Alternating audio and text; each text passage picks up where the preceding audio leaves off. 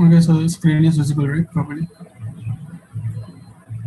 Okay, so like hello all. Today we are like going to talk about probably the two main concepts. So one is like the gradient descent, and the other would be like about numerical stability and like how do you do like computations using GPUs, CPUs, and all. Like what are like benefits do you get about GPU using GPUs especially. So like the we will be first covering with gradient descent and next with the numerical stability part. So like gradient descent. So what does that particular gradient descent is like? So we all know that like we need sort of some sort of optimization algorithms or like tricks in order to find like the best parameters. Like we start with some random parameters for like machine learning algorithms as well, and then we fine tune based on the data, and we find out some basically the optimal weights or parameters that perform well on the particular given data, like, and we expect it to generalize well as well. So for like finding out this optimal weight parameters, so what do we do? Like, so we essentially do some kind of optimization. Like we kind of iteratively try out something, and like basically we update our uh, weights based on whatever results that we get at the moment, sort of. So optimization is a big part of like almost all the machine learning algorithms, like, and probably it is like in a way the core of deep learning, I can say at least. Basically for deep learning you will like definitely you need optimization algorithms here. And out of all the optimization algorithms there are many, like, so by far like gradient descent is the most popular because it is very simple to use and you can intuitively understand as well. Like, so you don't have to do much of the um, what I mean, there is not much of feature like engineering in that particular gradient descent here. So like what the gradient descent is, you can think of it as like a convex function, like a curve, and you are trying to find out like the best parameters. So that is basically some set of weights that kind of minimizes a given function, and that function can be anything. Like this is in general for optimization, but if we talk about machine learning, that function would be like the cost function especially. So like why do we need like this optimization first of all? So like let's say you have some algorithms, right? So for few algorithms you can calculate the parameters analytically, like using linear algebra, but for others you cannot like do that. So you need sort of some calculus, like where you like differentiate the function and find out the minimum state or like the global minima or like global maxima, right, based on that. So here like the gradient descent or like the other optimization algorithms are useful for that part, like where we want to find out the best parameters by iteratively updating, and where we cannot have like a direct where we cannot compute like the best weights directly or like analytically using linear algebra, sort of. So like this is a definition from Wikipedia. So like gradient descent is first order iterative algorithm for finding a minimum of a differentiable function. So that differentiable function, so like first of all in particularly neural networks and every space, so we assume that the functions are differentiable. Like, so that is like the key assumption for like doing gradient descent as well. So like we assume that the function is differentiable, so like we can find out the local minima by differentiating that function and like basically iteratively updating the parameters here. And what is like the key idea in this case? So the idea is you take the steps in the opposite direction of gradients at the particular current point where we are in. And the motivation for taking the opposite step direction is sort of like we want to find out, go in the direction of the steepest descent here. So that means you want to go into local minima. So which is why you take the steps in opposite direction. But let's say if you want to like maximize something, then you will like take the steps in the direction of the gradient only. So like the maximizing is known as gradient ascent and minimizing is gradient descent here. So on a high level, we can understand like the gradient descent. So uh, if you might observe this particular cup or sorry ball, so let's say we can understand this from a different perspective. Let's say we will understand this first into let's consider example of gravity here first. So like if you put a ball on this particular like any point here of the ball, so then the ball will slide down and like basically come to the bottom of the ball, like bowl. So like here in a way you can think of like gradient descent also doing the same thing as gravity. So what does gravity does? So gravity basically pulls everything downward, right?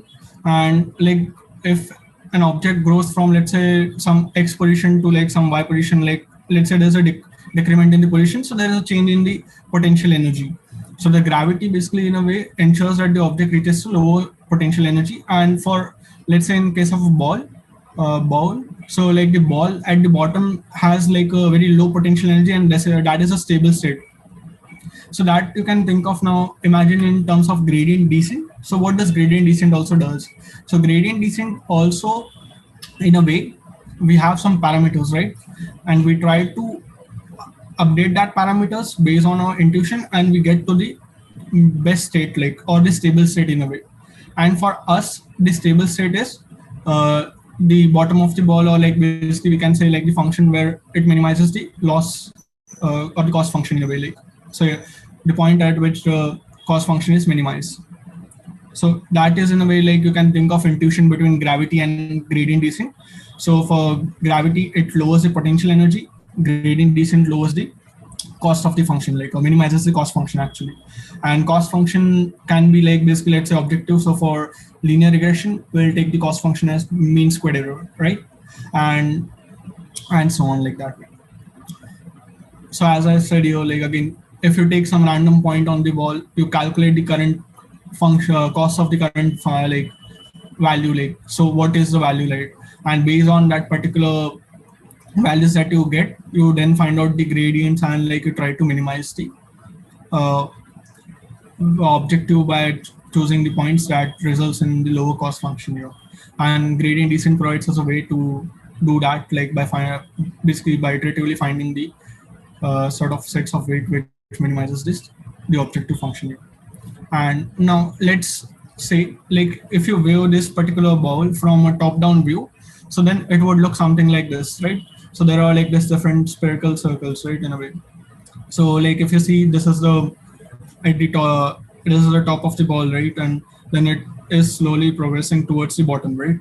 So if you see your like in a way, so the gradients from x0 to x1 are large, and x3 to x4 are smaller. Can someone say why is it so? Like basically, guess it. Someone like guess why it is so, like why especially like we get larger gradients during the first and smaller gradients at the end. Maybe you can unmute. And if I'm not mistaken, it's because the edge of the ball, like the slope, is becoming smaller. And so because it's getting smaller, the actual like step in the gradient descent algorithm is getting smaller as well. And so the increments the increments itself are getting smaller as it gets closer to the ball. Yeah, that is correct. Like, so like the steepness or like the slope of the edge, you get smaller and smaller like that way, which is why you get sort of smaller steps in a way. And also again, intuitively you can think of, initially you want to take larger steps because you are not sure where the global minima is, let's say. And then when you reach closer to your actual target or the goal, you then take smaller steps because you don't want to overshoot too, like, right? So that is like the intuition behind like why x0 to x1 is larger and then basically x3 to x4 is smaller. So like why we take smaller steps as we go on, like. And so what is a gradient? First of all, like let's try to answer that particular question. So gradient is nothing but like a rate of change of output with respect to inputs. So like it's let's say it basically represents some change in the function output given some input values, like. So for linear regression or like for neural networks, let's say in general, gradient basically measures sort of how the loss function changes with respect to its weight parameters or like the model parameters in a way. And for linear regression, it's the weights and biases, like, right? So it kind of in a way gives us like if we take like weight parameters in some direction, how the loss function would change, whether it basically gets it reduces or it increases. So like it gives an intuition about that. And coming to this particular graph, so if you see here, the gradient is positive with respect to W, and gradient you can think of as well like the slope here for this particular curve. So at this point, the gradient is positive. So which means that if you increase the W value, then your loss function also will increase, like, and if you decrease the W value, then loss will also decrease. So like there's a positive correlation in a way. Like so if you change the input parameters, like let's say in positive direction, your gradient would go like loss would go up. If you change decrease, then loss would go down. Sort of. Is this clear? So there's a positive correlation between the gradients, change in uh, gradients of loss function with respect to its inputs. Next is sort of what happens when the gradient is negative. So this is sort of this slope or like this gradient represents the negative gradient. So which means like here the tan theta is basically angle, correct? So that is basically more than 90 degree, which is why it's negative. Like it lies in second quadrant, right? So now like the correlation changes here. So like if you increase the W value, you see that the loss function reaches to the minimum. I think Aditya has a doubt. Yeah. Could you repeat the logic again? The x0 to x1 distance and the x3 to x4 distance. Okay. So if you see this figure, so in this case, like the edge here, as we are near to the edge, right? So here the slope is very higher, like so like the slope is very steep in a way, right? So the gradients would be higher because like your slope is larger in a way, right? Did you got this point? Yeah, the slope will be higher, yes. Yeah, and as you move towards the bottom of the ball, so like if you see like the edge steepness is very low, so like the slope would be very small, right? So and you are updating the gradients. So gradients are nothing but the slope, right? And you are updating your parameters based on this gradients, right? So if you see here, you get higher gradients, here you get smaller gradients, right? So based on that intuition, if you think as you move closer to the bottom of the ball, your value parameter changes would be smaller, right? Like at this particular step, the change would be higher because your slope is higher, right? So if you update your weight parameters, the slope would be higher here. And if you like see your bottom of the ball, like near the bottom, so the slope is very small. So like the changes would be very small because you don't get much information in terms of where to like how much like sort of what I mean exactly. There is very as you approach near the like minimum, so like you have to take smaller steps, right, in a way, because again you don't want to like overshoot as well. So this is a bit of intuition, but probably wait maybe couple of minutes, like we'll get into this part also, like how do you update the weight parameters. So at that time you will be much clear like why the steps are smaller and like larger. But if you think of the steps, so steps are just the gradients. So if you see here the slope is higher, like the gradient is higher, so which is why the step is higher in a way. And as you go towards the bottom, the slope is smaller, so like the gradients are smaller. Is this clear? Or probably I should repeat.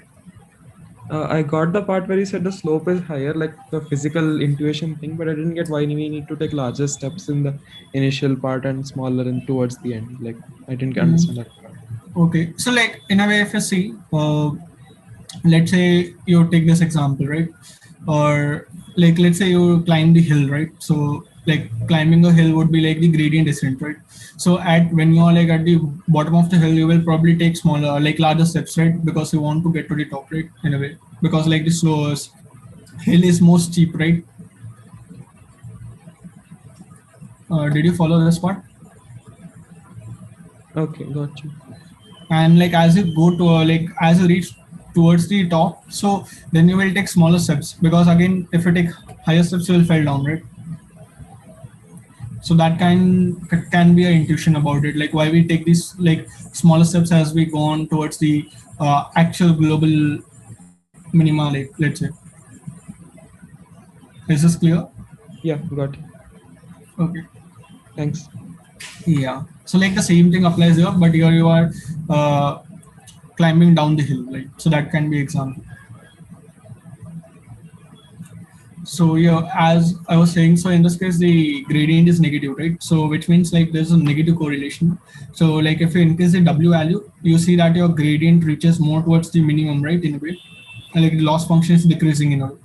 So which means like increasing the element value here decreases the loss, and as you move like so like basically decrease the element value, like W goes this word, then if you see your loss function, like the objective goes higher, like so it will increase the loss. So this is a negative correlation here. And again, a simple way would be to think about like a tan theta here. So theta angle is greater than 90 degree, right? So it is in second quadrant. So which is why like the particular slope is negative and like we get negative correlation. And if we see this case, then you're like it's tan theta is in first quadrant, like theta is less than 90 degrees, so tan theta would be positive, like since it's in first quadrant. So that way you can think about it. And now like coming back to the like steps where we get sort of like smaller steps and higher steps based on that. So like how the gradient descent work basically.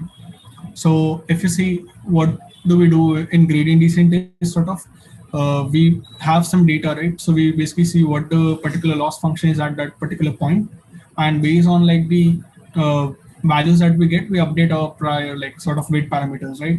And we move in. We hope that particular the updates would get us to the global minimum, like in a way, sort of like it would minimize the loss function at the end, like sort of. So here, let's say A was some like we are at point A right now, and we want to get at particular like we want gradient descent to tell us like where we should go, like sort of next step. So how do we update the particular gradient model parameters, right? Or like how do we get the position of the next step to take in?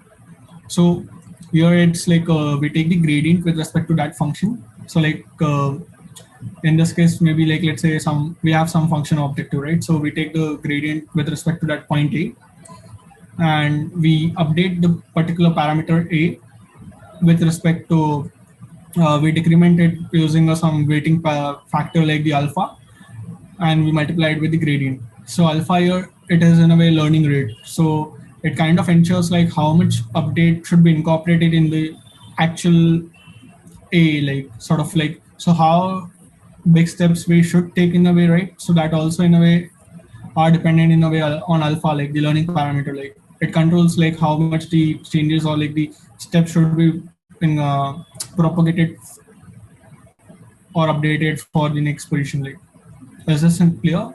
Or probably maybe I should explain it more. Okay, I assume everyone got it.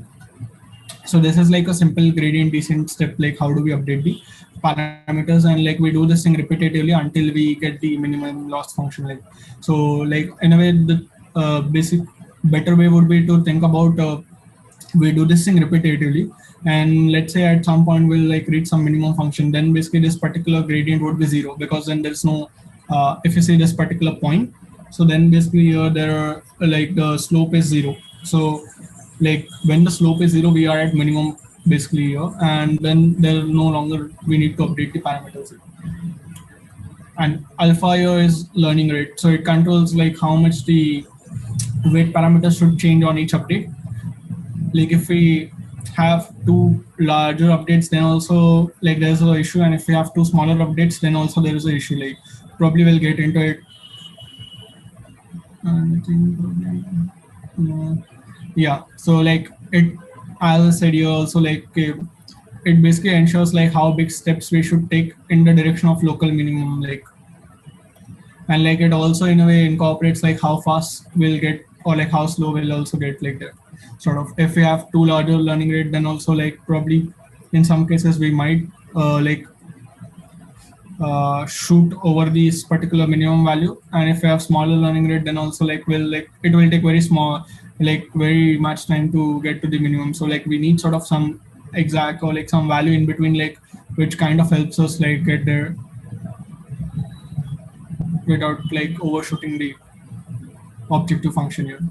Like I would highly recommend you to like check this video. It is by 3Blue Run Brown. So it explains you like the gradient descent using the visualization. That would be much better. Like maybe if someone prefers visualization too. And next thing is in this case is like again learning rate sort of. So like learning rate in a way governs like sort of how big or small how big or small steps we should take in, like, and how fast or slow the updates would be, right? So like like if there are two basically learning rates, that let's say we have like larger learning rate, like the two scenarios, or like we have a smaller learning rate. In both of the cases we have an issue. Like, so if we have a larger learning rate, so if you see here, we started at this point, right, and we basically directly overshot it So instead of going this way, we directly go overshoot it, and like that when this continues and you diverge, like sort of, so you don't converge in a way. And if you have smaller learning rates, so then you take smaller steps and it takes too long to converge. So again, these are the issues with sort of like having a larger learning rate or a smaller learning rate. So ideally it should be somewhere between it, like sort of. And yeah, it depends on the application itself. You have to try, like that is again a hyperparameter that we need to tweak on when training neural networks, sort of like how big a step should be, or like in a way. And yep, and this is an example of like how the learning rates are in a way, like let's say, so you have two higher learning rates, so then you can see your error basically in a way, let's say, increases sort of. If you have lower learning rate, then it will take time to converge, but it will converge in a way. And if you have like again higher learning rate, and this is very high learning rate sort of, so ideally the good learning rate should be something like this. This is a link where you can play with different learning rates. I'll open and show it to you maybe once on a demo. So it is by Google, sort of explaining how the learning rate basically in a way impacts. So you can see like you have this learning rate, right? And you take steps like towards your actual objective that or goal that you want to go, like, right? So if you see like now we take steps, so the steps are very small, like, so ultimately it would take very long to converge, right? So if you see like as you go on, like since the gradients are very small, then basically again ultimately you're not updating much in a way, like, so there's not much change in the model weights or the parameters here, and it would take very long to converge, like sort of, if you see. But again, let's say if we have a bit higher learning rate, sort of, let's say we have like this learning rate, so then you can see like it directly overshoot it. So again, yeah, like you need to basically tweak and play with learning rate and see which kind of fits best for your application. And if you see now this, so probably this is better learning rate comparatively. But again, yeah, there might be better learning rate than this as well. So, but again, ultimately here you can see like the initial steps are larger because the gradients here are like bigger. The slope is bigger here, and as you go towards the end, the slope gets decreasing. So like your steps become smaller and smaller. Like, any doubts?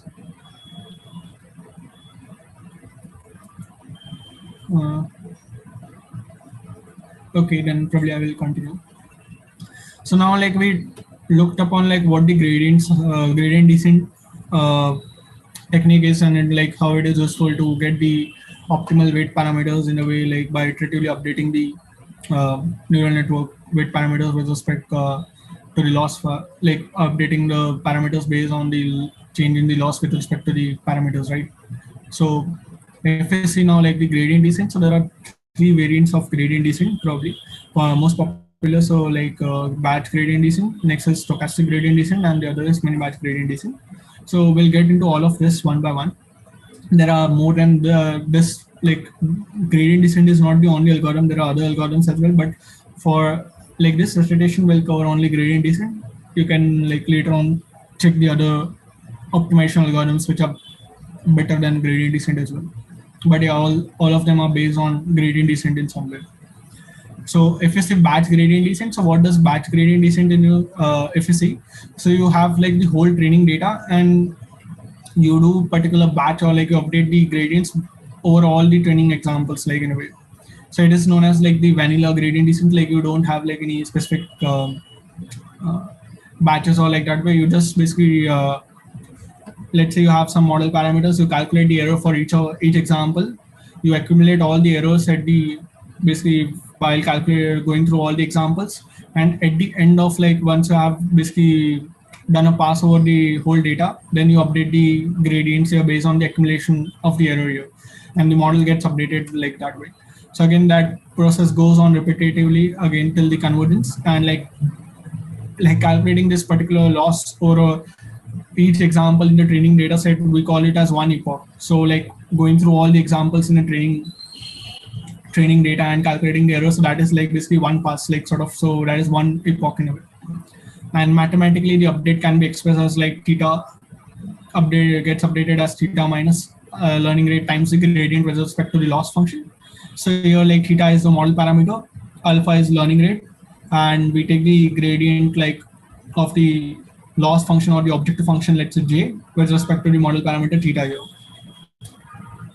So if we see like the pseudocode for this, so what we do is sort of we go through like, let's say we decide some epochs. So we go through for like that number of epochs, we evaluate the gradients over whole data.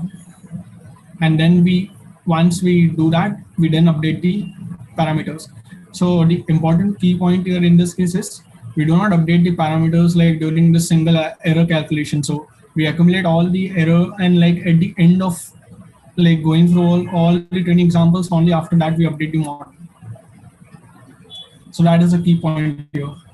So like what are the advantages and disadvantages, let's see. So in this case, if you see like, since we are having like the whole access to whole training data, right? So like probably we'll get some good optimal solution and like sufficient time to converge as well. It would be deterministic in nature because like we are having like sort of a whole access to the whole data set, right? And the accumulation of the error would be same, like if we see, like if we even like shuffle the data set or like basically we do something like that way too. So then also we are having the same error rate, right? Because like we are updating the gradient after going through the entire training set. And what are the disadvantages here? So as you can see, like it is very slow because you have to go through each and every example, and then like once you go through all the examples, then only you update the gradients. So probably we want something better. Maybe like, let's say if like in deep learning we have like 100,000 data points and like that way.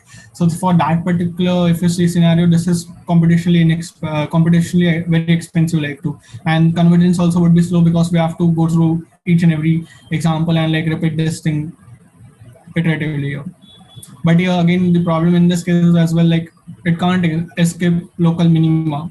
So like what does local minima means? Like let me get to that point as well. So if you see this particular loss objective, right? So here if you see like the minimum objective is at this particular point, right? But let's say if we started with this particular point, and for like neural network, this might also be a local minima, right? So that particular, because if you see like, since if we move in this direction, let's say we are at some point this, then basically there's an increment in loss, and we would prefer to like stay in this particular local minimum state, right? So that is like issue with this particular approach, because again it can get stuck at with this particular local minimums instead of like reaching the global minima. There's not just issue with this particular specific algorithm. Like most of the algorithms have this issue, but yeah, we have some workaround with that too. Any doubts on batch gradient descent?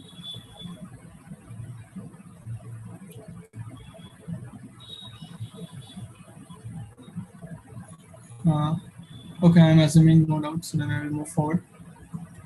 And you can see this example of like that way. So at least we get sort of some proper gradients, like stable gradients in a way, and probably we hope that at the end it will converge, right? Next is stochastic gradient descent. So what does stochastic gradient descent in a way basically mean? So stochastic means it's random in nature, it's not deterministic, right? So let's see what changes like does it have like compared to the normal gradient descent. Like, so stochastic gradient descent, if you see, it basically calculates the gradient for a specific example and updates the model parameter based on that. So in a way, if you see that, it is faster because like the gradient updates are like propagated as we go through each and every example, right? But again, in this case, if you see, yeah, like the gradient propagated as we go through each and every example like that way. So it is faster, at least compared to the batch gradient descent, because we don't have to wait over the entire training data to update the model parameter, right? And like the frequency of updates is very updates are very frequent in a way, right? So mathematically, if you see, it's like the same point, same equation, but here we, instead of like going over whole data set, we calculate over each individual data points. So that is the difference in a way. And the pseudocode here indicates the same. So like here, if you see, we shuffle the data, and due to this shuffling of data, like we call it as stochastic gradient descent, because we don't know like the order of data in which we expect this thing to happen around. Because for each epoch, like the data would be shuffled and the gradients would be different in a way. So we evaluate the gradients over each data point, and based on that evaluation, we update the gradients. model parameters based on that gradients, right? So here again the advantages, as I mentioned previously, sort of it is faster than the batch gradient descent. It basically, since it is faster, so like we get faster convergence as well. It can escape shallow minima more easily compared to the batch gradient descent, but not guaranteed to like escape every time. Like, so that is like one key important point. Like probably in most of the cases it can escape easily because like the we are calculating with respect to each and update. So like the updates are very frequent here. So that way. And here also, yep. Anyone had any doubt? I think. Could you explain how is this faster with shuffled data? So shuffling of data is just for stochasticity. Like, so like we don't want our neural network to basically kind of what I mean, by heart something. We want it to learn sort of like the parameters based on the examples it takes. Like, so if we have passed the examples like in the same order, then it will get an idea and it will try to copy the pattern of like predicting, right? So like shuffling of data is basically done to ensure that the neural network doesn't do that. So like we can like have better generalization. Otherwise, it will like kind of copy or like basically in a way by heart like the predictions, and like it will just output the same thing as well, like in a way. So that is like the point of shuffling the data in order like so that neural network get different points like during each weight parameters updates like that. Then like we get sort of variedness in sort of the gradient updates too. Is that thing clear? Yeah, it's clear. Thank you. Yeah. And as well as said, like stochastic in nature, so like we cannot have like completely exactly same gradients every time, but like probably we'll get to some point where let's say there would be very smaller tolerance in a way, like sort of in the values of the gradient parameters, like so that is like again, and also like gives good solution, but it may not be the optimal solution. Yeah, so it is an approximation in a way, like so you can think of this as an approximation because like we are getting faster convergence too. So for getting a faster convergence, we are having this trade-off, right? Because if you see like if you have like the entire population, then probably you will get a better estimate of the mean and variance compared to a single point, right?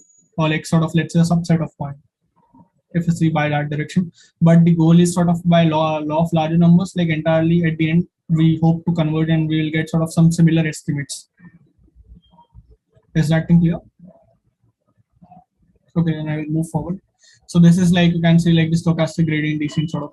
So it does like this based on each training point and like it at the end like converges. So here the steps are very different in the way if you see like sort of parameter updates. Because it depends on the training points, like so yeah. And as we see like let's say you're also basically going through over each and every data point and updating, that doesn't seem that much feasible enough because like we are not getting much in a way better estimates. So what we do is we combine the stochastic gradient descent and batch gradient descent so that we get best of both worlds, right? So yeah, what we do in mini batch gradient descent is, so it's the same concept of stochastic gradient, but we do for batch.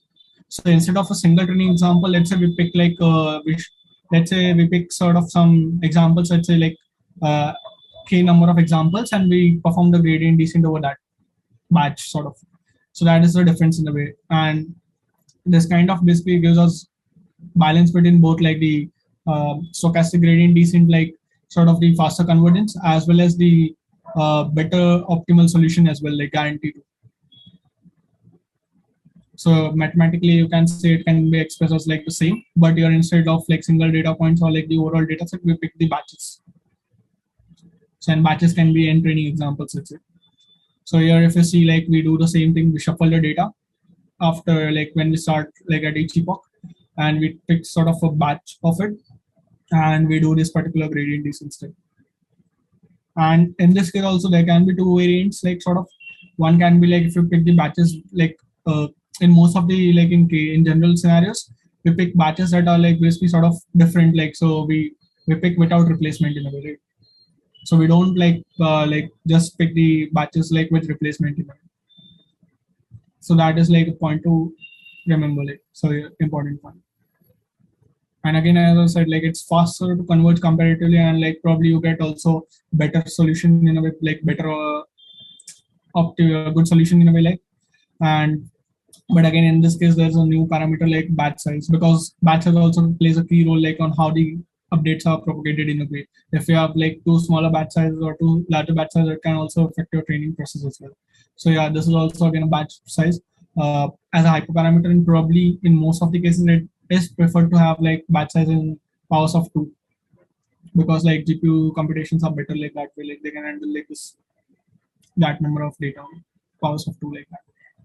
So you can see this kind of mini batch gradient descent. So here the updates are faster compared to a single training point, and also we like get sort of convergence to like. So like this is sort of like what we covered is sort of mostly the gradient descent, and like most of the other algorithms are built on top of gradient descent. So probably I can say a good way to understand the other algorithms would be like to go through this reading that I've provided, and yeah. But like most of the algorithms nowadays are based on this particular thing, and like there is again another algorithm basically which also ensures like how big steps or like smaller steps we should take. So that is basically momentum sort of a concept, so which has this sort of a way of determining like how big or smaller steps we should take, like how the learning rate should adapt in a way. So like if there are not like let's say if there are not like major step two significant update, then we'll take like a larger update step here, like. And if there is like too larger update, then we'll like then take smaller updates. So it kind of in a way automatically adapts like based on that. Any doubts so far, like based on like whatever 3 techniques or variants we have covered sort of for gradient descent?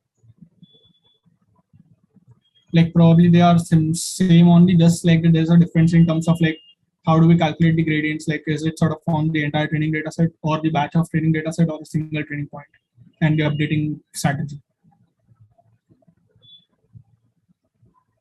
Maybe I will wait for a minute, like if someone has any doubt.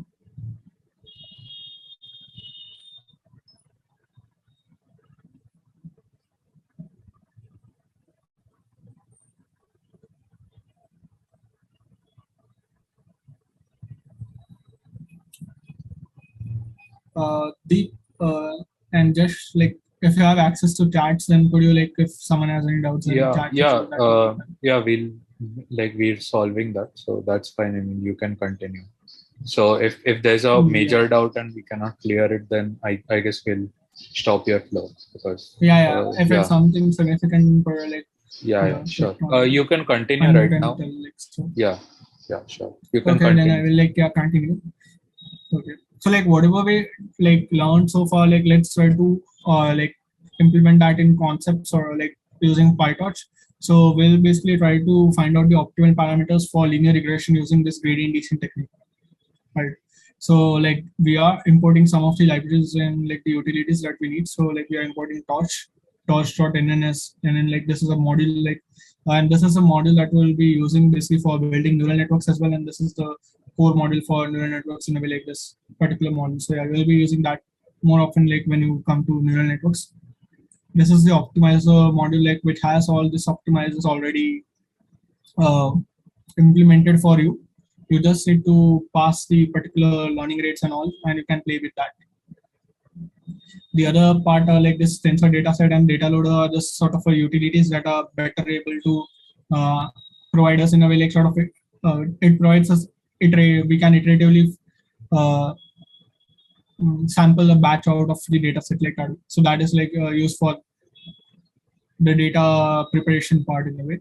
And these are like the random NumPy library, as we know, like for linear algebra and all, scientific computing, and like a matplotlib for plotting, scikit-learn, Seaborn also for plotting, and scikit-learn the strain test split. So it splits the data sets into like training, validation, and like the testing part, like as we require. So ideally in basically deep learning or machine learning, you might have done that sort of basically splitting the data set and reserving some sort of some amount of data for testing that you don't want to train your model on, in order to see how well or generalized your model is. And again, yeah, we are basically importing make regression. This is like a dummy toy data set for data generating process like regression for regression problems. Again, yeah, this is just a bit like configurations. So yeah, like this. And this is like if you see like in most of the deep learning code like that you will see later on as well. Like so we have this seeding factor here. So what does this seed does? So like this seed basically ensures sort of reproducibility of the results and deterministic behavior here. So you can probably most of the time get the same behavior because like of this particular seeding factors. So this is like important enough like if you want to get sort of same results as let's say publishing papers and so on. So yeah. So now yeah. We are generating the data set like we are not using any like this regression data set right now for like basically understanding this problem more better. We will just like create a toy data set using scikit-learn data set make regression function. So like what does make regression function take? So it takes like the number of samples that we need to generate, like how many features we want for each particular training point, how much should the noise be. Like this noise you can think of it as like a beta parameter rate, sorry, y equal to mx plus b if we have. So then like this is like a b in a way. And this coefficient true that it returns like on what kind of coefficient like the line is supposed to be, like what is the slope of the line that the data was generated from. And random state is ensured here like so that you can also reproduce the same results again. So yeah. Let me run through some.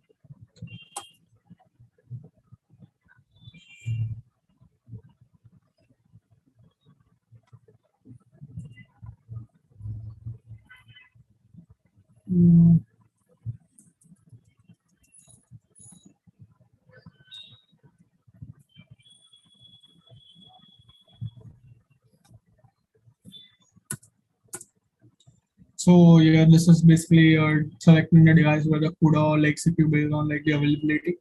For now, like I am using CPU only because for linear regression you won't have much like GPU usage. But yeah, like probably a good exercise for you maybe to try it on CUDA as well and see the difference too.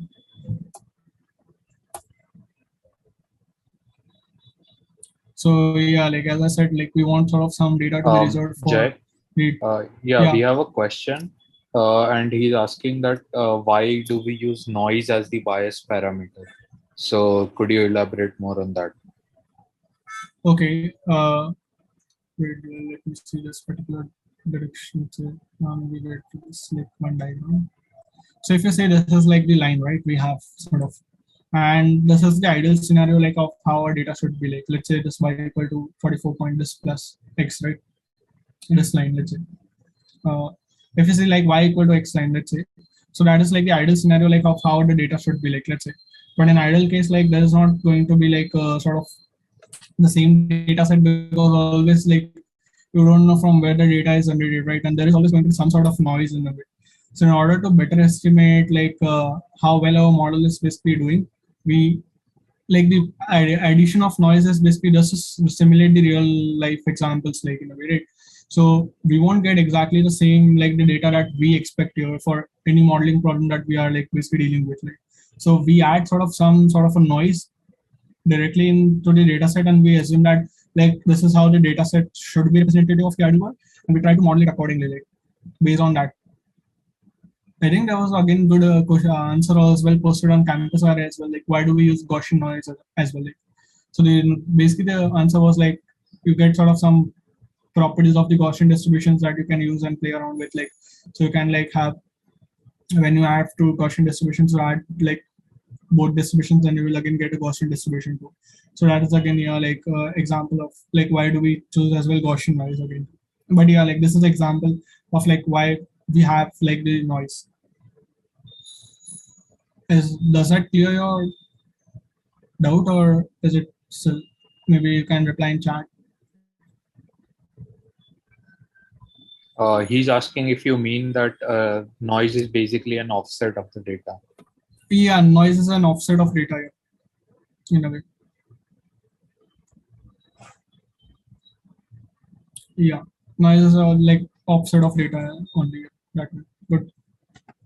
So yeah, again, yeah, we are basically splitting the data sets into training and the test part. Probably for other complex problems, you might also like split into validation set as well. For now, we are just splitting into two parts like training and testing. And we are basically keeping 80% data for the training and 20% data for testing. So if you see like after splitting the data set, we get this particular amount of data examples for each like category sort of. There are other parameters as well, but yeah, like this particularly for now, these are the parameters that would be useful for just splitting this across. Again, like if you use classification related problems, then probably you can also use a stratify equal to sort of like based on the label. So what the stratification does, so it ensures that let's say your data set has like there is a class imbalance, then it will ensure that the split also has that particular same amount of class imbalance, like in order to simulate the more better like generalization.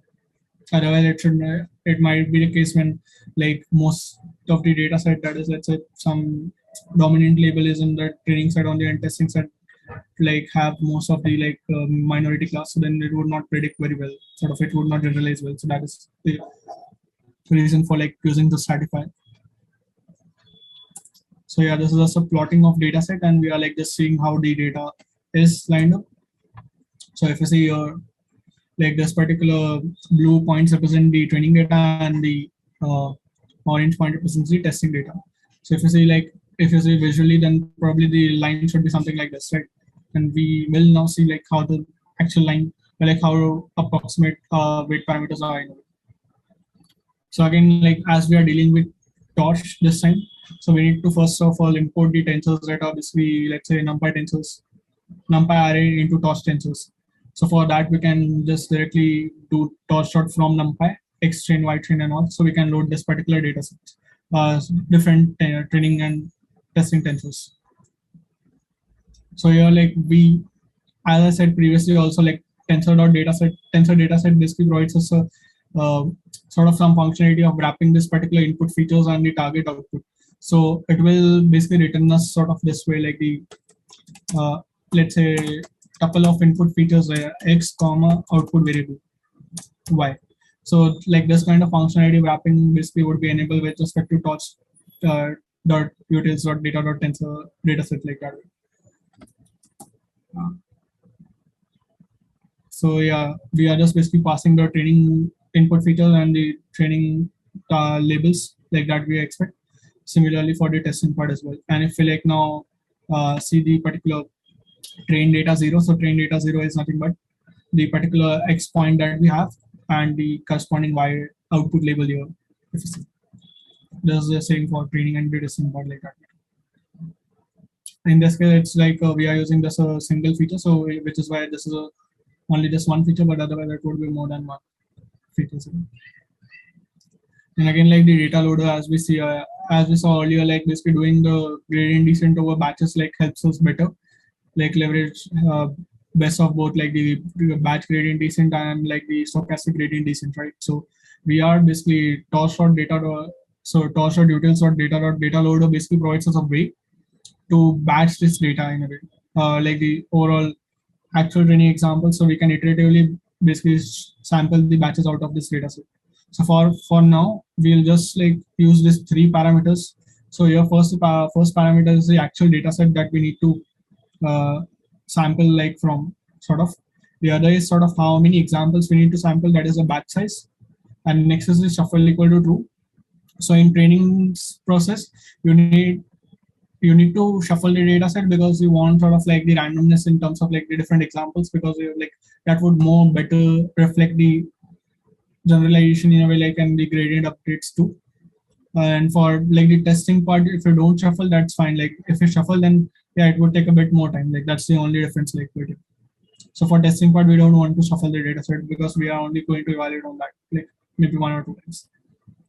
So yeah, again, we are just viewing a single batch. So we, for like loading a single batch, we iterate through the training data loader, and like we do next call, like so yeah. And we get this particular single batch. So this is like torch dot size. If you see, like we get sort of 4,1. So that is like the 4 training examples, and each training example has 1 input feature. And for output, it's just the 4 labels like that we have. So that is a single tensor. And yeah, as we said like previously as well, like we were introduced to linear regression. So linear regression is nothing but like the output is just the weighted sum of input features that we have, right? And there is again some sort of offset, like the bias we have, like And this bias is basically in a way like to incorporate the random noise that is there in the data set. Right? So this expression can be formulated as y equal to w x plus b in vectorized form. Otherwise, if you see like the dot product, so then it's like the going through all the components and like multiplying the individual components and taking the summation. So we are just writing this particular summation dot product in like the vectorized form. So like the way to do this particular vectorized dot product is we use torch dot matrix multiplication. So like the important reason to do matrix multiplication is because here it has batches. Like if we had like individual training data points, then probably we can like do torch directly without like doing this particular matrix multiplication, like directly dot product like between this thing like x and y. So that's the difference between this like having this particular matrix multiplication like matmul call and like the dot call like, so that's the difference. And yeah, and for this particular weight point, so we there are two options that we can do. So we can start like basically, let's say we select sort of initialize all the weight parameters to 0 first of all, or we start with some random like parameter like drawn from uniform distribution. So either way you can try it out, and like yeah, results would be similar only. So here we try with the like we randomly draw from standard normal distribution here. So the parameter shape we expect is sort of w comma 1 because sorry, x dot shape -1 and 1. So 1 is like the output size. What is the output size in a way? And this is like the in a way you can think of the actual number of input features that we have. And the bias is going to be like 1 for this case. But let's say if we have more than one predictions to make, like then probably that would be that would count for the bias as well. And here also it would count for that way. And we do here requires grad equal to true because we want to track sort of the updates. Here in this case, we won't manually calculate the gradients. So we'll basically leverage PyTorch AutoGrad engine to calculate the gradients as we go and perform the computation. And again, we need sort of some objective to evaluate like how well we are doing. So here, as we see like in regression, we probably most of the times use residual sum of squares, and the main advantage of using that like the residual sum of squares or the mean squared error is sort of in a way we get sort of a function that is differentiable. Like if we use mean absolute error, it is not differentiable, and we don't get like we are not able to do stochastic sort of gradient descent over that particular optimization objective, right? So that is the reason, and like here we update the gradients based on this particular like w updates as like based on this particular rate of change of loss with respect to the grade like w parameter and the b parameters like that. So probably a good exercise for you might be to like take this objective function, and this is showing the some residual sum of squares, but yeah, you will also need to have like 1 by n as well, like so for incorporating the mean like in a way like how well you're doing, like sort of a mean estimate like that. And you're like for good exercise for you might be to calculate the gradients on paper, like sort of how what the gradients would be like, well, let's say with respect to w and with respect to b. So if you see like on a 3D projection, like so we have this two particular like the w and b, and this is like a this is loss objective, right? So this is like a surface that we have, and we want to get to the bottom of the surface like at this particular point. So where this particular loss function is very like 0 or like the minimum. So here we basically iterate and like get through this particular point like based on updating the values of w and b. So yeah, again as yeah. Could you explain that if condition in the bias part just a bit? This is just so just added like because if you see y dot white train. So if you see the dimension of y train, so it is just 80 here. So which is why like this I have added like let's say if there are more than one outputs, like so in which case then the dimension would be let's say 80 comma let's say here 2, right? If there are more than one outcomes like out of it, right? So for that particular outcome, you take this dimension, like basically if there is sort of this particular like let's say dimension available, and like you have more than one outcomes. Otherwise, you just add one, like we assume that like the output is going to be only a single number out of it. If your particular tensor had like shape 80 comma 1, then you don't have to do this thing like sorry, this particular part. You can just like do this one. So this is for this, the way we have generated data set for now. So which is why like otherwise or if you want to avoid this thing, you can do like ytrain.view and like you can change it to like actual, let's say ytrain.size 0, comma 1. So which basically gives you this particular shape. So this is why like this is just for implementation purpose. It doesn't have anything to do with that. Is it clear? Okay. Yeah, it's clear. Yeah. So yeah, again, like this is just some basic mean squared error laws.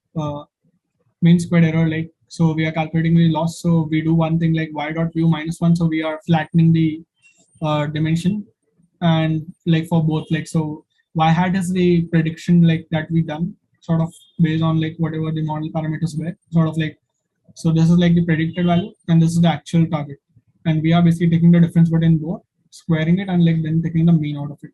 So like we have built sort of the components that are required like for all this particular like gradient descent and all like we'll do.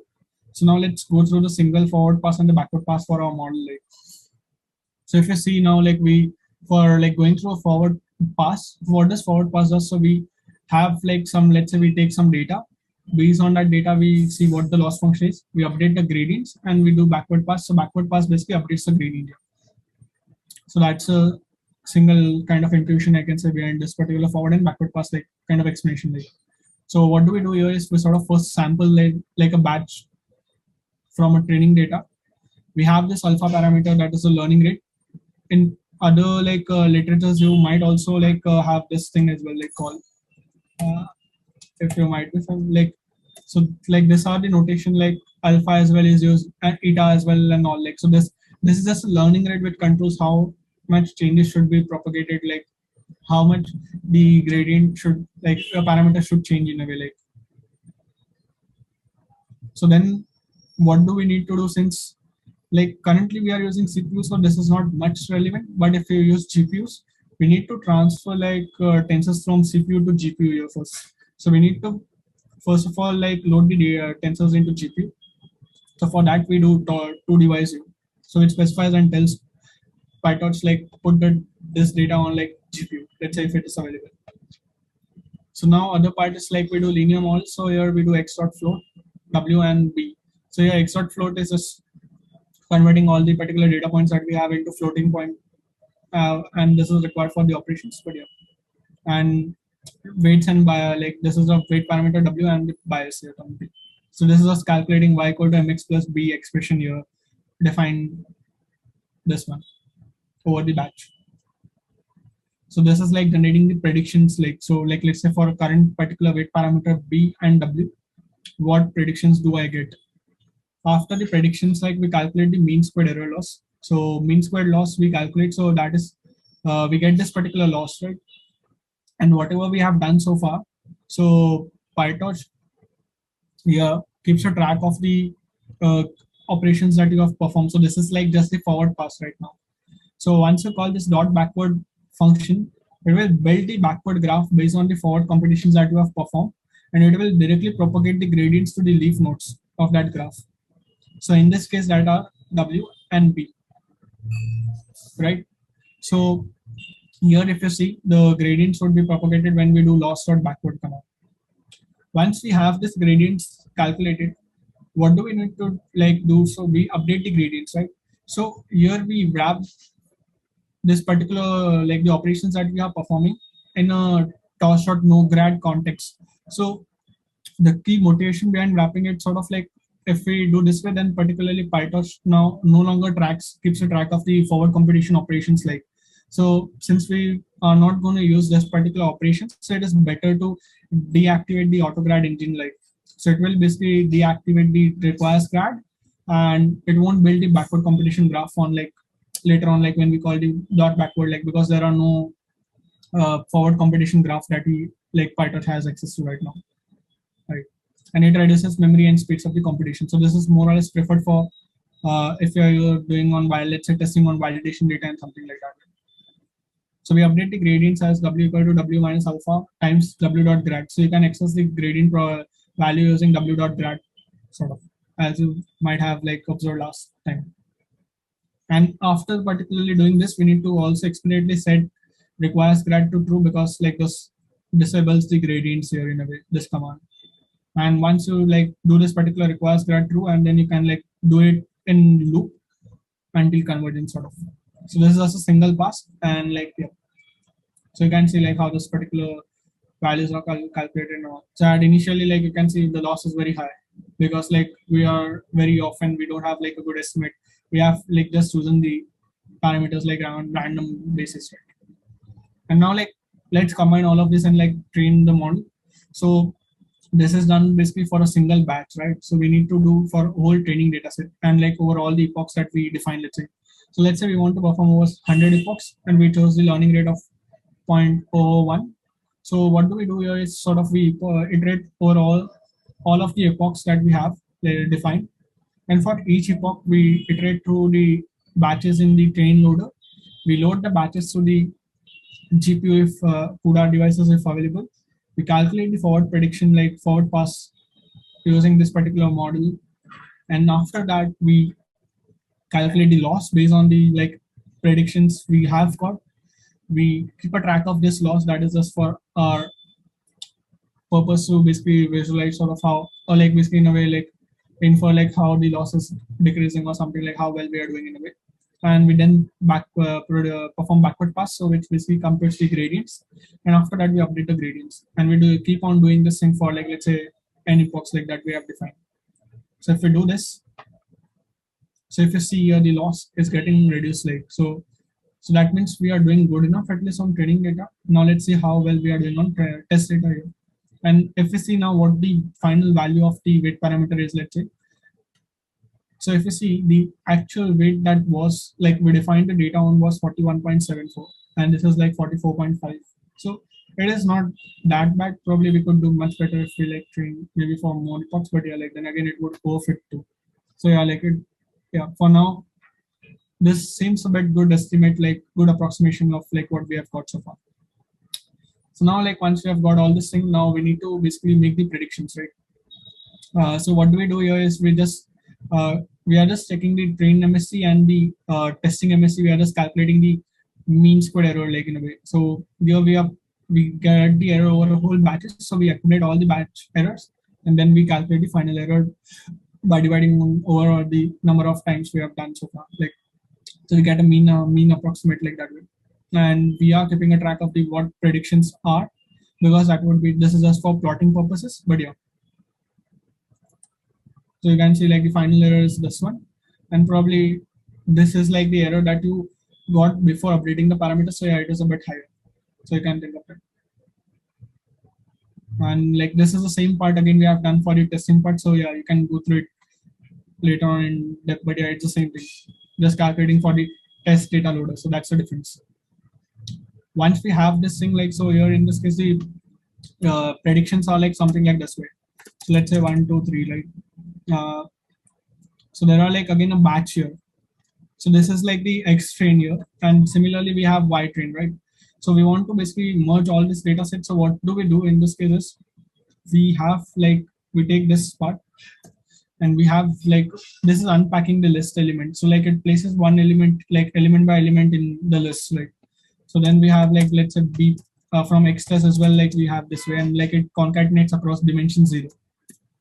So that's the way it is like doing, like just a concatenation of all this like training and testing data points, and like it's merging all this in here. This is just used for plotting. So yeah, no need to worry much about it. And if you see now here, so if you see like this is what we got an estimate of. So if you see like it's not that bad enough, like but yeah, definitely there can be like scope for improvement too. Yeah, but yeah, because of some outliers, definitely the test error would like go up a bit. Because if you see like this there's an outlier this due to which like the test error is going to be definitely higher, like because since we are taking this square, so which again amplifies it. So if you see now like the linear regression here, so this is like the same thing what we have done so far, but now we are using the torch.nn module here. So from now onwards, hello, you don't need, Jay? Yeah. If you want, you can take a 2-minute break and we can ask questions. I think we've been going on for a long time. Yeah. So does anyone have any questions? You can unmute and ask. Yeah. like I think probably this part was a bit faster, but yeah, like we see, I'll share the notebook later on so we can have a discussion in office hours later on if you don't get. But yeah, like this particular part, this and this is more of like for like just visualization purposes. So yeah, it's you can later on understand that in detail later. Any doubts? You can unmute and ask if anyone has any doubts. Okay, if you use more errors, more epochs, the error would get be lesser. It is true till some point. Like let's say, if you have more epochs, then probably like let's say at particular like point it would get reduced. But then like if you see the you will not be able to generalize well because then it would like highly fit on the training data itself, right? And we want like the actual model that we get sort of the parameters to do well on the test data because that is the data that the model has not seen before. So like yeah, definitely for like training at some particular epoch it would like be better, but after that like it would then again data test error would keep increasing. So a good way would be to see sort of what is the difference, like how is the plot between the testing error and the train error. And if like let's say at some point the test error keeps increasing from that particular epoch, then yeah, it's a good way to stop there. Did you got that? Probably I can like later on share, put it on campus wire to this one and explain it more depth and maybe like some graphs as well. So yeah.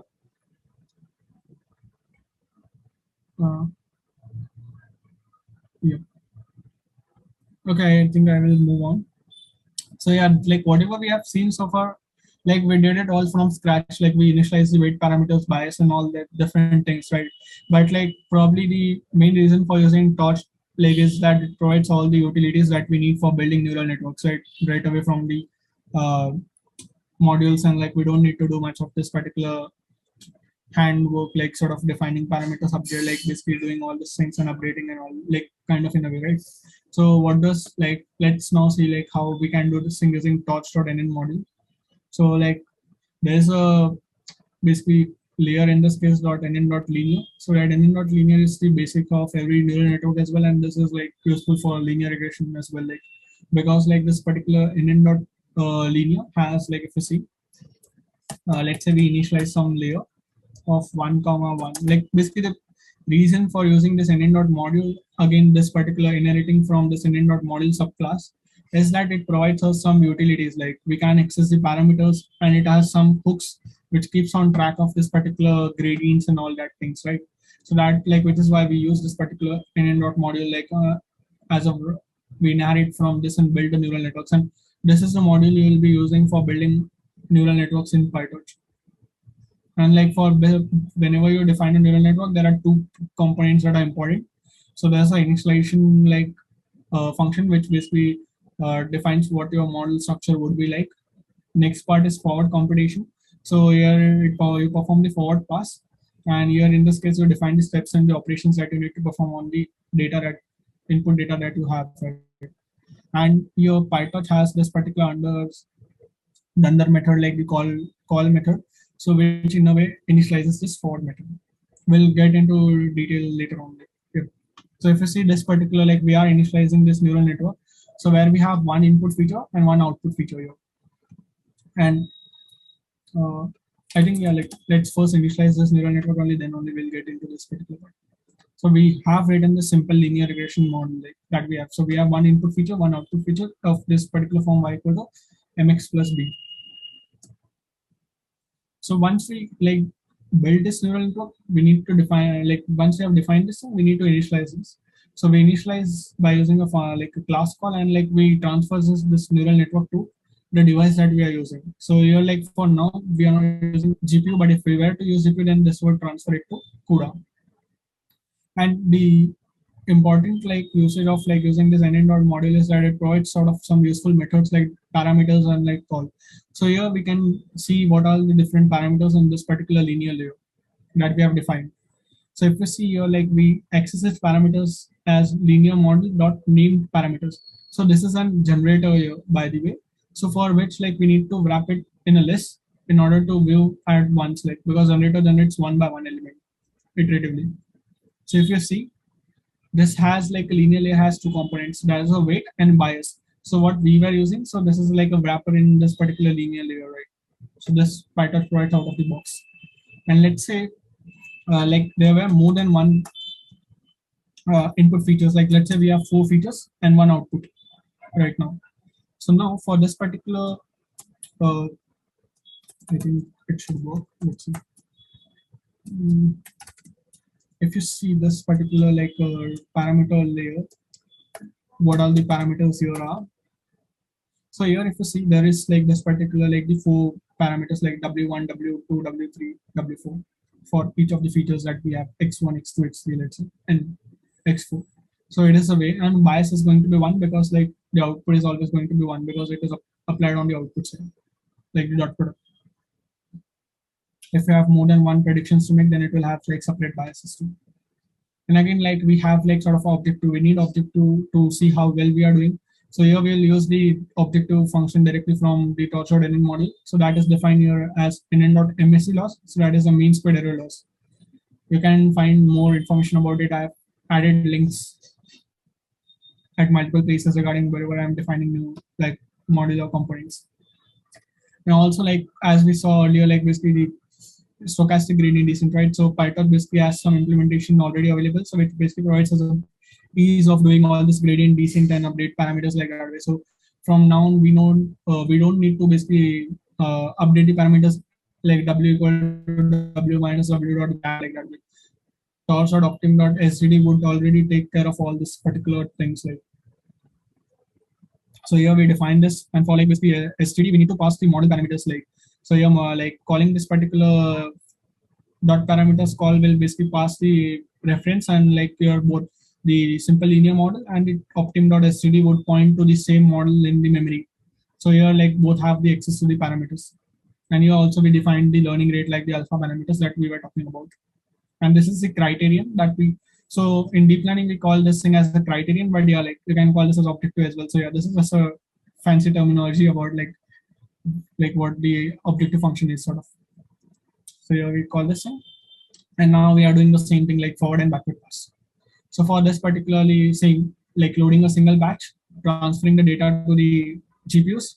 After that, since we are using optimizers here, right? So basically PyTorch has this like functionality where it accumulates gradients.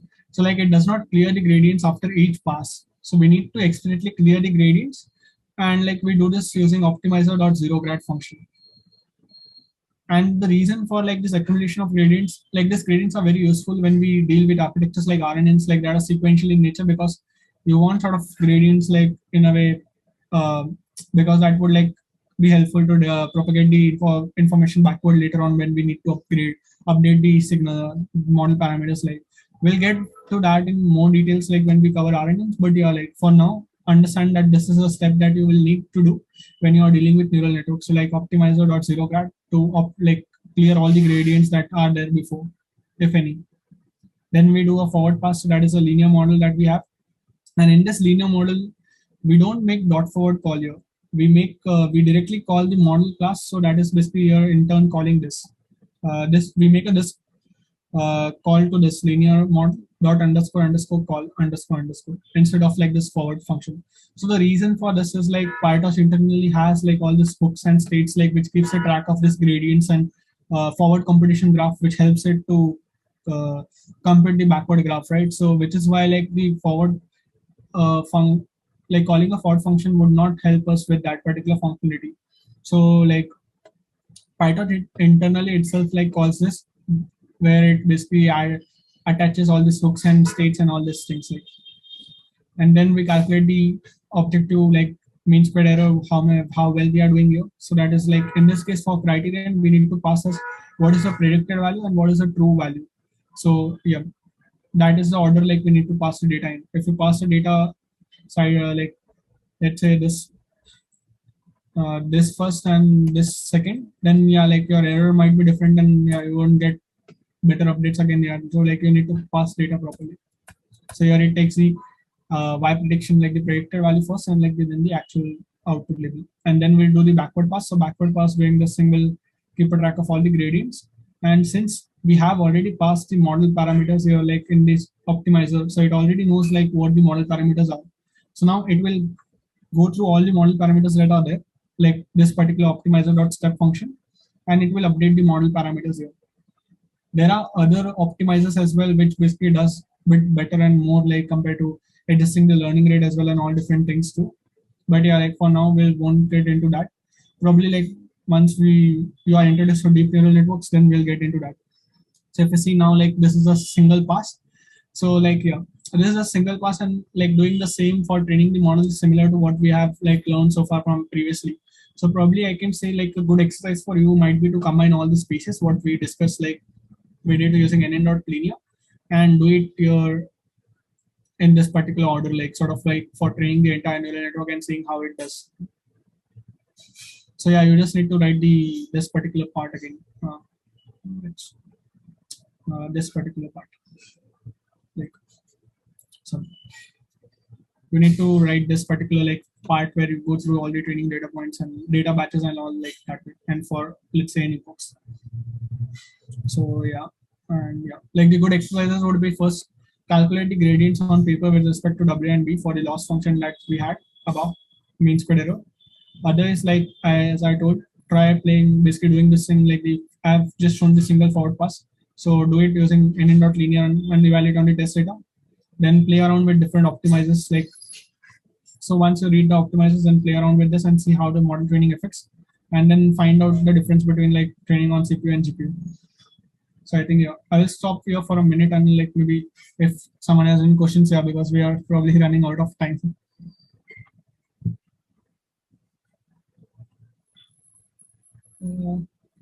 If anyone has any questions. Okay. Just a minute, I will just give them an overview of what this notebook is other, and like yeah, we can like skip this notebook. They will go through that other. If you want, you could do that at the end, since this is like we'll have like, 5 minutes at the end to do it. So and we'll just quickly go through notebook 2B. I mean that's just theory. So at the end you can close with this notebook. What I'm saying is I will just like tell them what the things are, like not explain everything, but like give them like the things and like they can go through it and like ask the doubts if in officers. So this notebook basically has the same thing that Swapnil covered, like so you do gradient like first order differentiation and like then take the gradient and like perform the updates using just a single matrix multiplication. So this is a notebook covering that, explaining all different parts. Again, the data generating process is the same what we did, splitting and everything like that. This is the same data only, and this is also same model formulation. Is just difference like it is using NP dot like, so that is like the difference. And yeah, this is like particularly the same part, like this computation side is like finding out the optimal parameter directly using this particular matrix product multiplications instead of doing gradient descent. So like you can go through this notebook and like see if you have any errors, any doubts, then you can ask in the office hours. Yeah, like, but I like probably this was very important topic to cover. So yeah, probably that you should pay more attention to this because this would be like very helpful in deep neural networks as well. Yeah, but this is also a good notebook as well to look on later on. So yeah, like Deep, you can continue it. I'll share the links with you later on. Yeah, so you can stop sharing if you want. Yeah. So like since we're way over time, we only have numerical stability and hardware optimization left right now. So Josh and I will quickly go through that part. I think it's not much. So yeah, we'll get done early and then we'll have extra time for doubts and if anyone wants to discuss something. So we'll just keep it a bit interactive and I won't go into detail of everything. So now this part is basically to understand why floating points are important and what hardware optimizations we can do to better deal with various deep learning problems. So first thing first, we'll start with an exercise and we'll see what happens. So this is a basic function that I've defined here. So what it says that whatever an input. So if I'll take a floating point as an input, and if the input is less than half, which means if it is less than 0.5, then I'll give the return as 2x, and if it is greater than half, then I'll give the return as 2x minus 1. So basically this means that if that for f of 0.2, since it is less than half, my output will be 2x, so 0.4, and for f of 0.7, so since it is greater than 0.5, then my output is going to be 0.4. I think that might be confusing, so I'll take 0.8, and since we do 2x minus 1, so this is 1.6 minus 1, which would mean 0.6. I think this should be clear till here. So what we'll do is we'll start and we'll see how Python actually deals with these floating points and what the main problem is here. So we'll start with 0.1, and if somebody wants to go on, then could somebody just do it in their mind or something like that and tell me what the first three outputs or something might be for this sequence, if somebody wants to try. So we start with 0.1, we plug it into the function. Then what might be the output? Anyone can go on. 0.2. Right. And what would happen if we plug 0.2 in? So what would the output then be? 0.4. Right. And when we plug 0.4, then the output should be what? 0. I think it should be what should it be? 0.8, right? 0.8. Yeah. And Yes. after, yeah, and so on. So it goes to 0.6 and stuff like that. So yeah, you get a general idea. Now when we actually like run this, then let's see what happens. So yeah, so in the initial stages it was okay, but do you see what happened here? Suddenly it just went to 0.600001. I mean, that should not have happened, right? Because we were just giving single decimal inputs and outputs. And I mean, this seems very insignificant right now because in the end, it is just 0.6. But if we see like for 80 iterations, it keeps increasing and increasing. And in the end, like our outputs change completely. So from 0.2, 0.4, this setting, we directly go to 0.25, 0.5, and then we have a output as 1, which shouldn't have been here in principle. So all right, so this is a big problem with computers in existence right now. I think most of you who are in their senior years might have learned this in computer architecture, but I'll just quickly go over it. So like can anyone answer like how many numbers exist between 1 and 2?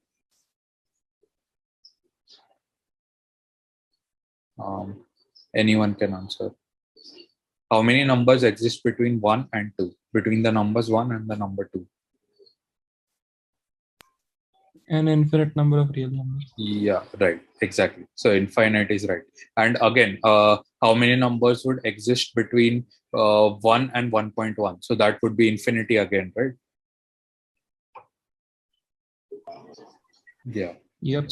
Yeah, right. So now the problem here is that we cannot tell the computer that an infinite number exists between 1 and 1.1. We need to have a quantity, like we need to define discrete numbers in the computer such that it knows that where should I go after going to this number. So the smallest quantity that a computer knows that suppose for taking a step could be called a machine epsilon. So we'll just skip this. This is not that important. We'll go to machine epsilon. So machine epsilon is the distance between 1 and the next largest number. So the number after 1 could be any number, right? It could be 1.1, 1.01, 1.0001, and like you get the gist. So we need to define the smallest step that the computer can take after 1. So it should be a discrete unit. So this is what a machine epsilon is. There are various standards in place to define these numbers. And I'm not going to go into much detail about this. But the thing is that this is exactly why the calculation here went wrong, because it kind of needed it had small errors regarding to machine epsilon, which here was so small that the language didn't catch it. But from here, it became a bit apparent, and it started building up. And in the end, we saw what happened with floating point. So this is existing, and I think if you're like up to date with the campus wire post, so and on Discord also somebody posted that that was a problem that occurred when somebody like took the mean and calculated the z score from PyTorch and NumPy. So these are the issues that generally happen with PyTorch, and sometimes they could be big to affect what you're doing. So after this, we have the history of floating point. We'll skip this for time, and then we'll go to conditional stability again. So now we know that we have a problem, right? Like floating point is not stable in itself if we just consider the default 32-bit or 64-bit configurations. So I'll just show you what we do to deal with this. So this is a basic, like we calculate the eigenvalues here. The code here isn't important. We'll just observe the values majorly. So I just define two matrices. One, I'll just run this so you get an idea. So this is one matrix, and the other one is here. You can see, you can observe the values in this. So what we want is we'll calculate the eigen vectors from this. So now, in order to do that, we have an inbuilt function in SciPy which does that. So it is like pretty straightforward. So I'll just run this and we'll calculate what comes out, and we'll see the difference. So first I just run this on the standard configuration, and you see like it takes into account like the really small values like 9 into 10 raised to -1 and -9 into 10 raised to -1, and this one, which is not very significant since it's 9 into 10 raised to -4 and stuff like that.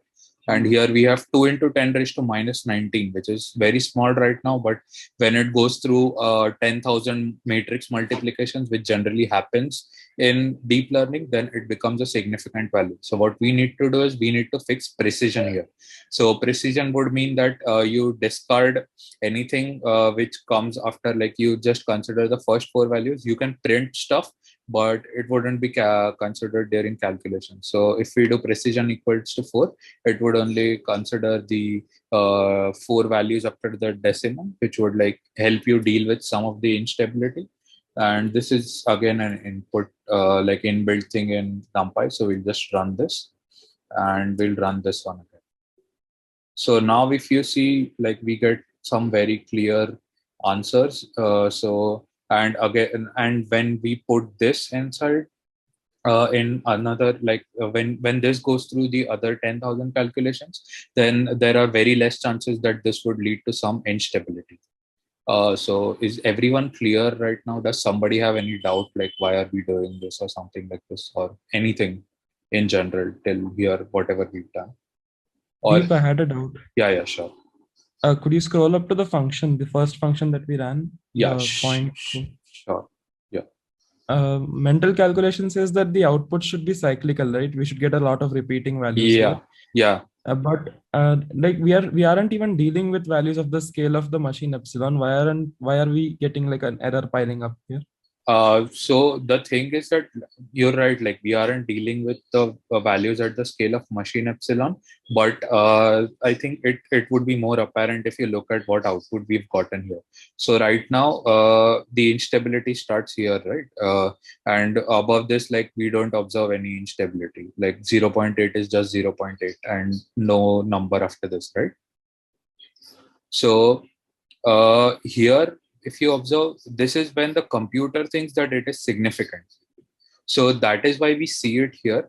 But like I know we are not dealing with something at the range of machine epsilon, but what happens is that a lot of internal computer architecture actually deals with it. So a simple operation just as this one, where we are just performing normal operations such as multiplication and addition, also leads to some errors at the stage of machine epsilon. So like machines aren't perfect, so that's why, but it is not always noticeable. So at these stages it is not, but when we go on and on, so the error starts becoming significant. So the error might be existent here, but we don't notice it because it is very small and the computer doesn't think that it would be significant to show it to you. So I think if you calculate this, this might be around 16 or 32 digits. So that's why it thought that it might be better to show this to you. And if you move down and down, then this starts becoming more and more significant, right? The error starts piling on. So first it was still here, then like it starts piling on in tens places, and slowly, slowly it goes on increasing if you observe the pattern here. And that's how it becomes more and more significant. So does that answer your question, or like should I explain it in some other way? No, I got it. Thank you. Yeah, sure. Okay, Jay also has posted on chat, so you could read that one too. All right. So after this, okay, we went through. So this is how you achieve stability, and this is again not a perfect step. Sometimes you might need the small perturbations that occur, but this is currently like you could then increase this precision and you could go on till whatever you need. But generally, going till 4 decimal places is enough because I don't think going to 6 or 8 decimal places makes a difference. So yeah, I think even Joe had answered that on Discord. Yeah. There was a question like, Yeah, so sure. by setting this precision equal to 4, so Yeah. are we just like basically doing it for like printing options, or like actually in memory also like precision is 4, but 4 decimals only? Yeah, even in memory it gets set to 4. So the thing is that here what happens is right now we did it as suppress equals to true, so it does not show the other ones, but it stores the other ones, but while calculating it only considers the first 4. So that is why we use this one.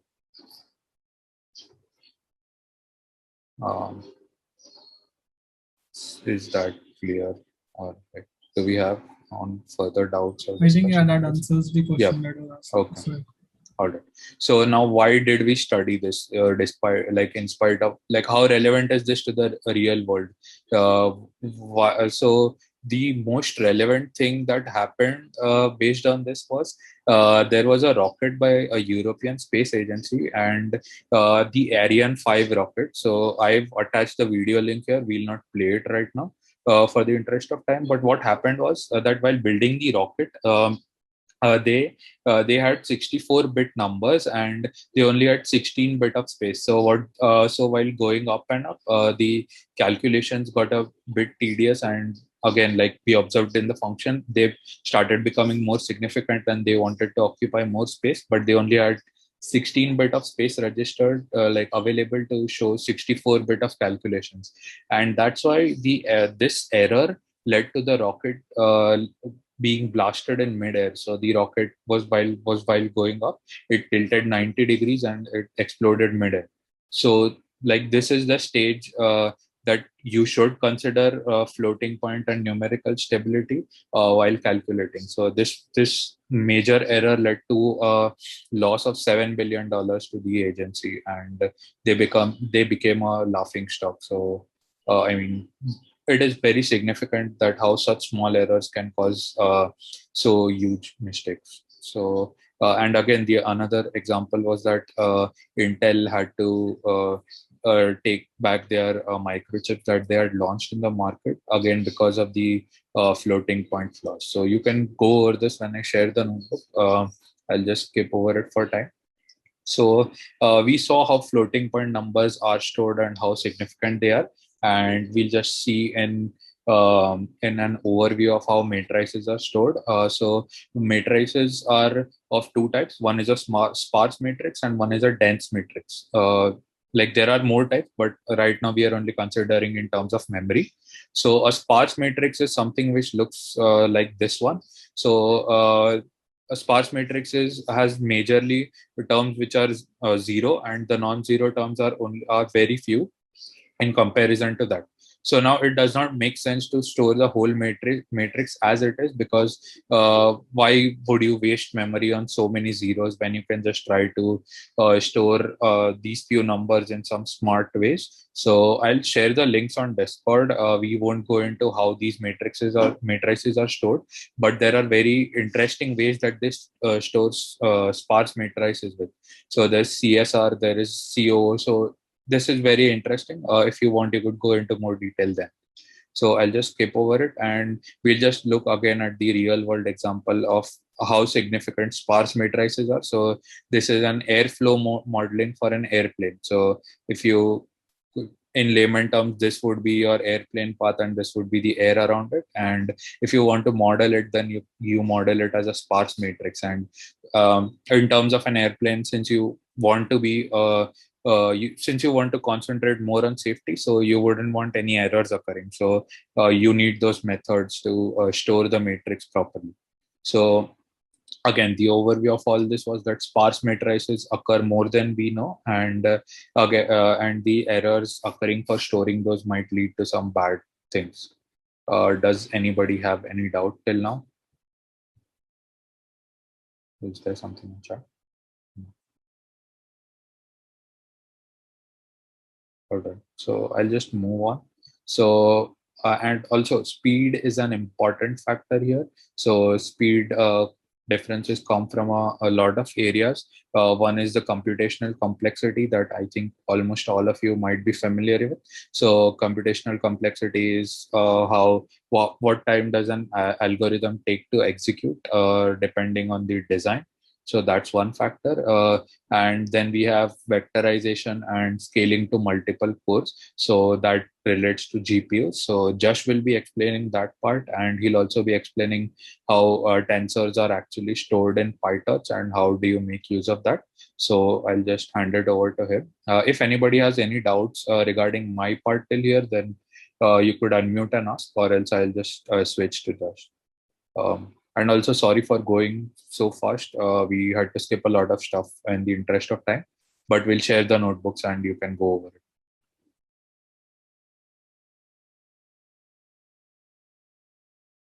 Okay. So Josh, will you be sharing your screen? Yes. Yeah, okay. So I'll stop sharing.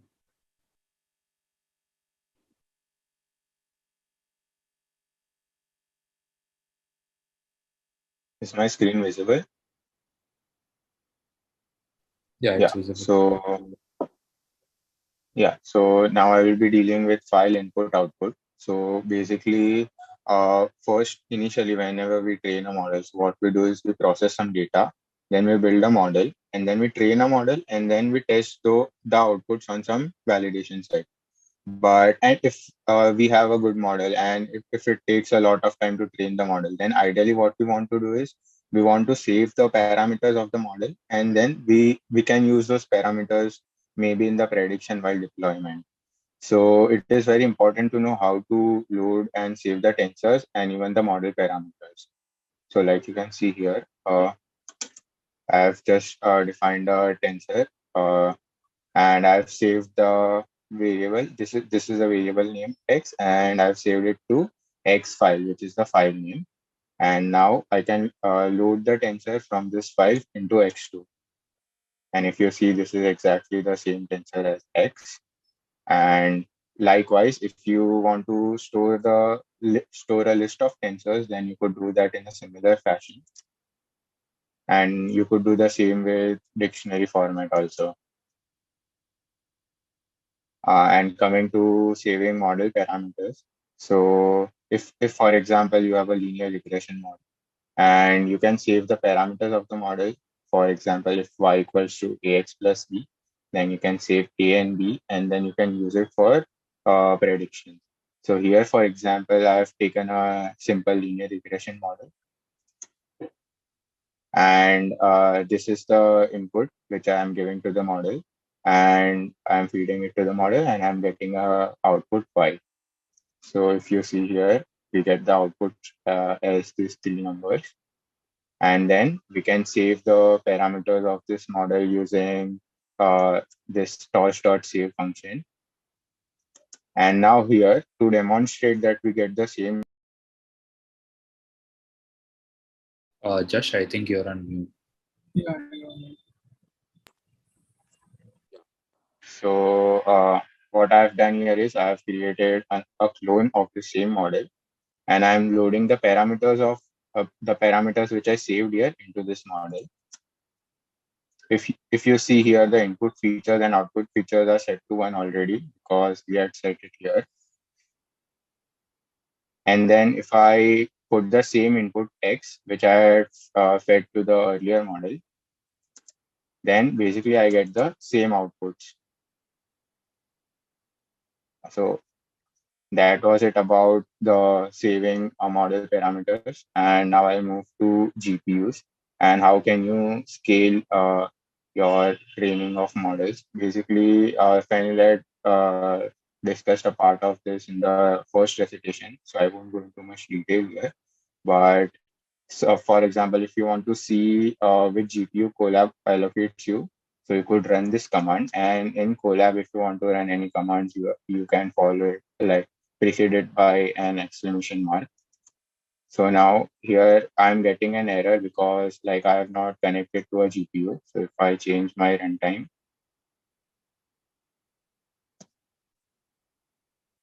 and rerun this command,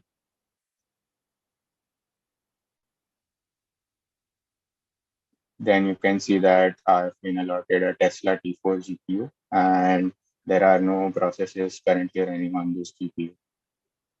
So in order to fasten things up, we often tend to use GPUs and not CPUs because uh, like if you see here, you can use the torch.device function to switch between CPUs and GPU. CUDA. CUDA is basically GPU. Yeah. And in order to see how many the number of GPUs which are available, you could use the device underscore count function. Here we can see that Colab allocates only one GPU. So then these are the two functions which I've written. Basically, try GPU function. Uh, what it is doing is if I feed I equal to 0, then it will check if the 0 CUDA device is available or not. If it is available, then it will allocate me the device. And if it is not available, then it will switch to CPU. And here in the try all GPUs function, if how it will return all the GPU devices which are available. So if I run this, I can see that in the try GPU method, I have the first CUDA device available. But if I do the same for try GPU 10, then I see that I don't have any the 10th GPU device, which is why it returns the CPU. And if we move to, if I switch my here the GPU is available, so torch.device will be set to CUDA, and I define this tensor x, and then if I do x.device, then it will show me like so,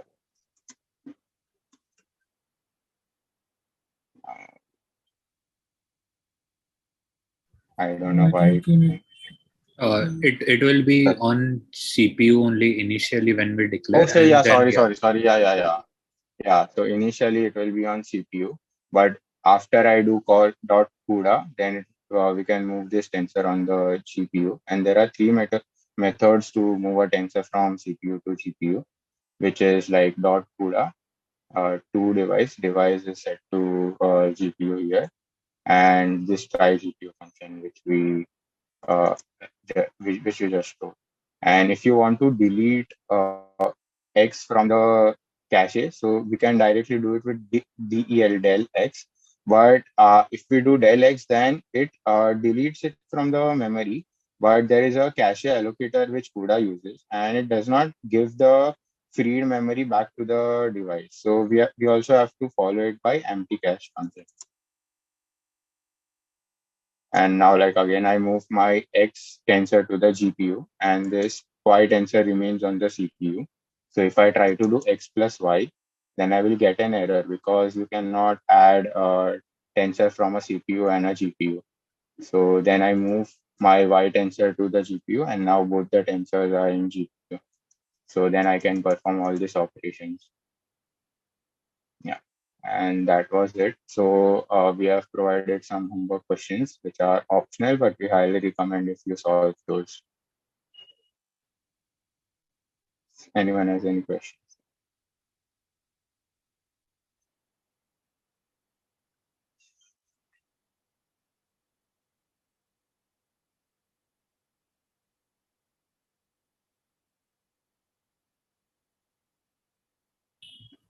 I will just stop sharing.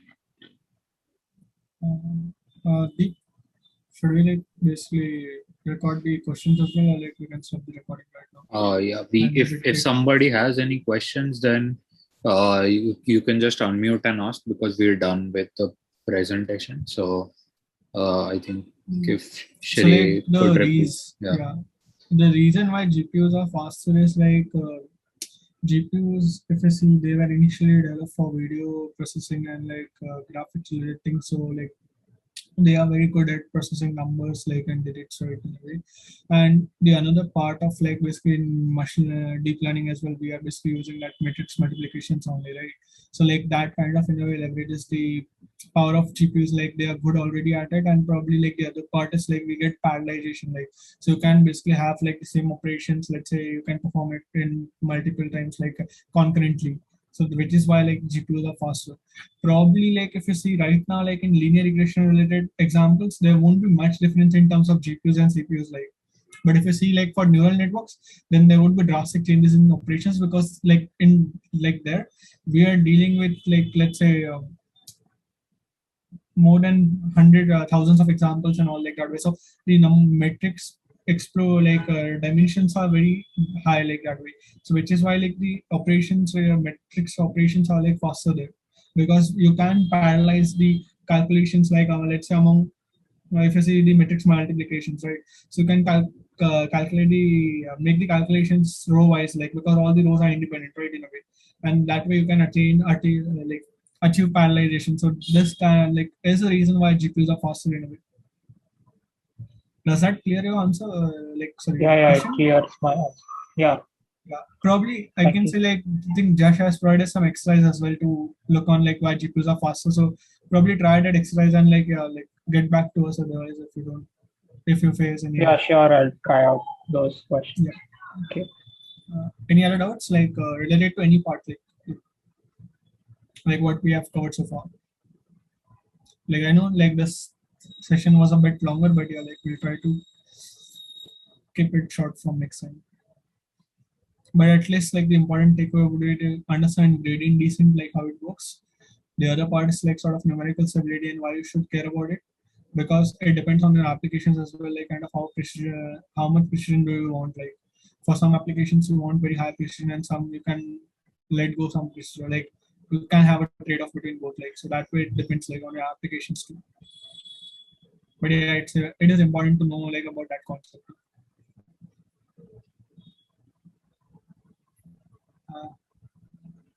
I think that